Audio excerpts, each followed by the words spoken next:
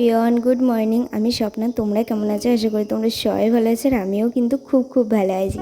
যা গরমটা পড়েছে, এই গরমের মধ্যে তোমরা কিন্তু বেশি বেশি করে জল খাও, আর আমিও কিন্তু অনেক বেশি বেশি করে জল খাচ্ছি। আমি প্রেগনেন্ট মানুষ, কিন্তু আমার তো মানে অনেকটা বেশি জল খাওয়া দরকার, কারণ যতটা বেশি জল খাবো আমার বেবি তত হেলদি থাকবে। তো ওই জন্য আমি অতিরিক্ত মানে যতটা খেতে পারি ততটা আর কি খাই। দিনে অন্তত 5-6 লিটার না হলেও 3-4 লিটার তো জল খাই। তো এখানে দেখো, আমি কিন্তু সর্বপ্রথমে উঠে বিছনাটাকে গুছিয়ে নিয়েছি। বিছনা গোছানোর আগে আমি না একটু ফোন দেখছিলাম, কারণ তোমরা কি কমেন্ট করেছো না করেছো সেগুলোই আর কি দেখে নিচ্ছিলাম। আর এখানে না একটা প্রবলেম হয়ে গেছে। আমি এই ভিডিওটাতে আগে একবার ভয়েস রেকর্ড দিয়েছি, বাট একটুখানি মিস্টেকের জন্য আমার মানে ভিডিওটার ভয়েসটা পুরোটা কেটে গেল। তো ভাবলাম ঠিক আছে, চলো আবার একটু ডবল করে ভয়েস দিয়ে দিই, কারণ এই গরমের মধ্যে পাখা ফ্যান কিছু না চালিয়ে ভয়েস ওভার দেওয়াটা কিন্তু অনেক পরিমাণের কষ্টের বিষয়।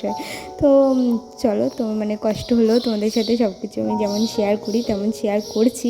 তো আমি এখন ডাইনিংয়ে বসে ভয়েস ওভার দিচ্ছি, তো একটু পাখির কিচিরমিচির আওয়াজ আসতে পারে, তো তোমরা একটু অ্যাভয়েড করো, বা যদি শুনতে ভালো লাগে তাহলে শুনো।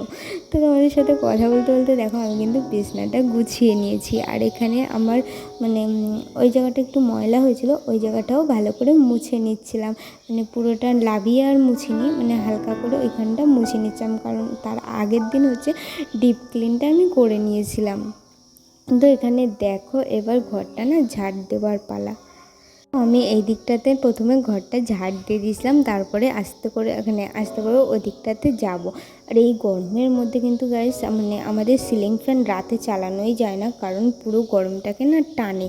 এবার ওই কারণেই হচ্ছে এই ছোট টেবিল ফ্যানটা আর কি থাকে, টেবিল ফ্যানটা পায়ের কাছে চালিয়ে দিই, শুধু পা থেকে বডি পুরো মাথা পর্যন্ত হাওয়াটা আসে না, কিন্তু পাটাতেই হাওয়াটা আসে। আর মাথার দিকটা বেশি হাওয়া পেলে আমার না মাথাটা ধরে যায়, তো ওই কারণে ওটা ঠান্ডা হাওয়াটার জন্যই আমাদের ছোট্ট টেবিল ফ্যানটা রাখা আছে।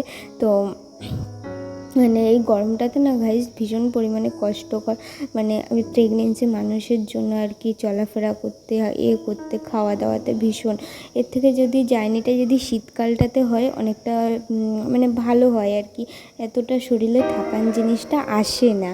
তো আমাদের এখানে মানে আমার মা যেটা শাশুড়ি মা যেটা আর কি বলছিল সেটাই তোমাদের সাথে শেয়ার করছি।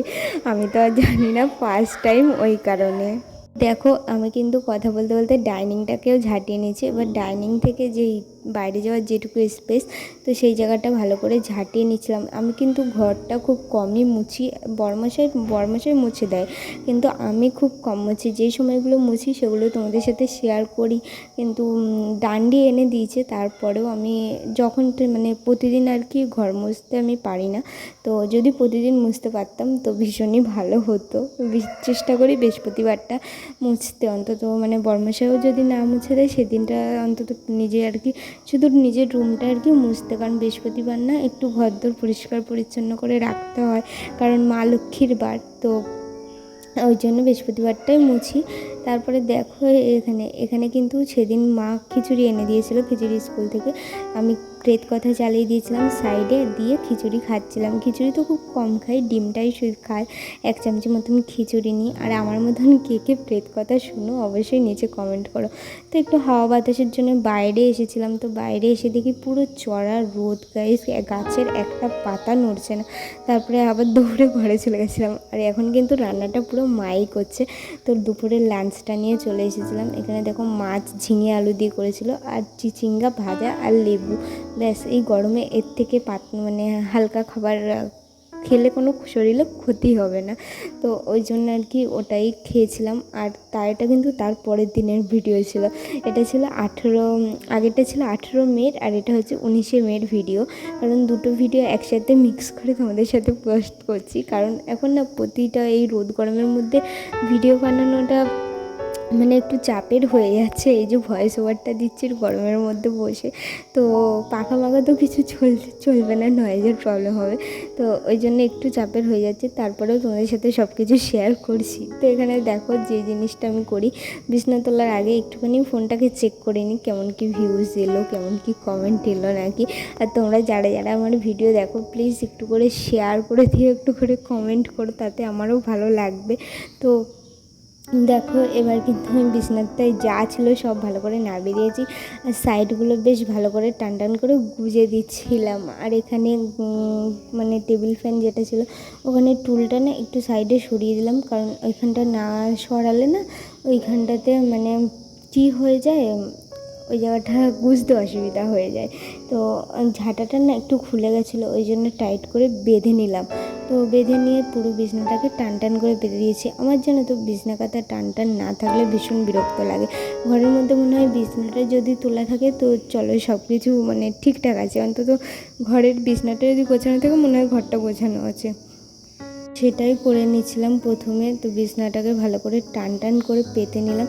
এবার আস্তে আস্তে যে কটা কাঁথা মাথা যা থাকে আর কি তুলে রেখে দিচ্ছিলাম। এই কাঁথাটা কিন্তু গাইস আমার লাগে না, লাগে বড়মাশাইয়ের, কারণ বড়মাশাইয়ের একটুখানি ঠান্ডার দাঁত আছে। ভোরবেলাটা গিয়ে ওর ঠান্ডা লাগে, ভোরবেলাটা আমার গায়ে কাঁথা লাগে না। ভোরবেলাটা যেমন সবারই হালকা হালকা ঠান্ডা লাগে, বাট আমার অতটা লাগে না। আমি কিন্তু গাইস পরে উল্টো, আমার গরমকালে যেমন গরম লাগবে শীতকালে ঠিক ততটা বেশিই ঠান্ডা লাগে। তো সেম জিনিস, তো ওই জন্য বড়মাসের আবার আলাদা, ওর একটু ঠান্ডার ধারটা বেশি। ওর গরমকালেও কিন্তু মানে ঠান্ডা লেগে যায়, গায়ের মধ্যে ঘাম বসে, মানে ওকে 12 মাসই প্যারাসিটামল খেতে হয় ঠান্ডার জন্য। ওর একটু অ্যালার্জিটা বেশি আছে। তারপর ধুলোবালি একটু নাকে গেলে হ্যাঁচু হয়ে যায়, চোখ মুখ লাল হয়ে যায়। তো এইসবগুলো একটু আছে, তো আমারও ওইসব কিছু নেই। তো তোমাদের সাথে কথা বলতে বলতে কিন্তু আমি কিন্তু আমার জানলাটা ঝাড় দিয়ে ঘরটা ঝাঁটানো শুরু করে দিয়েছি। প্রথমে এই পাশটা ঝাঁটিয়ে নিচ্ছিলাম, কারণ এই পাশটা তো বড় স্পেসটা। আর আমি কিন্তু গাইস আগে চৌকির তলায় সুন্দর করে ঝাঁটাতাম, মানে খাটের নিচটা, কিন্তু এখন না ঝুঁকে ঝাঁটাতে পারি না। মানে এই যতটা ঝাঁটাটা যায় লম্বা ঝাঁটাটা ততটাই ঝাঁটাই। তারপর বরমশাই যেদিন ঘর তোলা ওখানে পরিষ্কার করে সেদিন ও ভালো করে একটু ডিপ ক্লিন করে দেয়। আর জানো তো বরমশাই এই বৃহস্পতিবারটা যে গেল না, আজ শুক্রবার কাল বৃহস্পতিবার ছিল, তো সেদিন না বরমশাই বলছিল যে ঘরের এই আলমারিটা সরিয়ে ওর পিছনটা ভালো করে পরিষ্কার করবে। তো আমি বলছিলাম দাঁড়াও বৃহস্পতিবার দিন তো ঝুলমুল ঝাড়তে নেই, তুমি অন্য দিন করো। তো বরমশাই বলছে আমার তো বৃহস্পতিবার ছাড়া ছুটি নেই, আর আমি করতেও পারবো না, কবে করব তার ঠিক নেই, সামনে আমাদের একটা বড় অনুষ্ঠান আছে, তোমরা অবশ্যই বুঝতে পারছো। তো আমি আর ক্লিয়ার করে বললাম না, যখন হবে তখনই তোমাদের সাথে শেয়ার করব। তো সেই জন্য বরমশাই বলছে আমি তো আর সময় পাবো না, এবার আস্তে আস্তে জিনিসগুলো কাজগুলো গোছাতে হবে।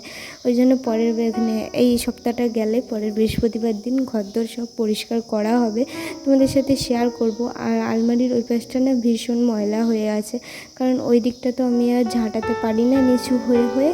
তো বরমশাই বললো ঠিক আছে আমি পুরো একটা ডিপ ক্লিন করে দেবো। আর ঘরের মধ্যেও হালকা ফুলকা ঝুলমুল জমেছে, মানে ডাইনিংটা তাও ঠিক আছে, কিন্তু ডাইনিংটা পরিষ্কার করা হচ্ছে পুজোর সময়, ঘরটা কিন্তু পুজোর সময় পরিষ্কার করা হয়নি। বরমশাই বললো আমি করে দেবো।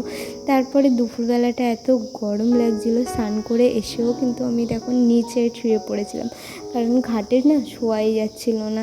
তো তাই তোমাদের সাথে শেয়ার করছিলাম যে এতটা গরম, আমি গরমে হাঁসফাঁস হয়ে যাচ্ছি। তারপর দুপুরবেলার লাঞ্চটা নিয়ে চলে এসলাম। আজকে কি রান্না করেছে মা চলো তোমাদের সাথে শেয়ার করি। আজকে ডিমের ঝোল, পটল ভাজা, আর আমি একটু পেঁয়াজ রসুন শুকনো লঙ্কা ভেজে নিয়েছিলাম।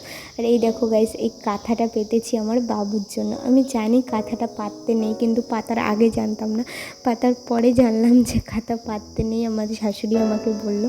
তো বিকালবেলা একটু বিলে গিয়ে বসেছিলাম, এখানে হাওয়া দিচ্ছিল ভীষণ। দুপুরে তো ঘুমাইনি, সারা বিকালটাই এখানে, দুপুরটাই এখানে বসেছিলাম, এমনকি বিকাল 6টা পর্যন্ত আমি এখানে বসেছিলাম। তো বসে বসে চারিদিকের নেচারটা এনজয় করছিলাম। কত গরু, আর ওই দেখো আমাদের ছোটো ছোটো মুরগিগুলা।